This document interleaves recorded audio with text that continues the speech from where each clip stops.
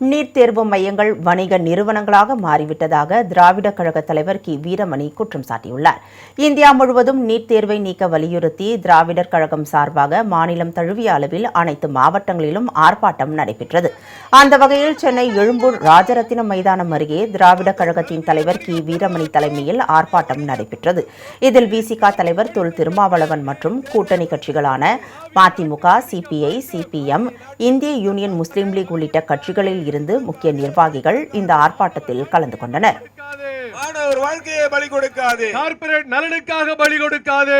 Corporate நலனுக்காக தமிழ்நாடு உணர்ந்தது, இரண்டாவது கர்நாடகா உணர்ந்தது, மூணாவது மிக முக்கியமாக கேரளாவிலே தெரிஞ்சது, ஆந்திராவிலே தெலுங்கானாவிலே தெரிந்து விட்டது.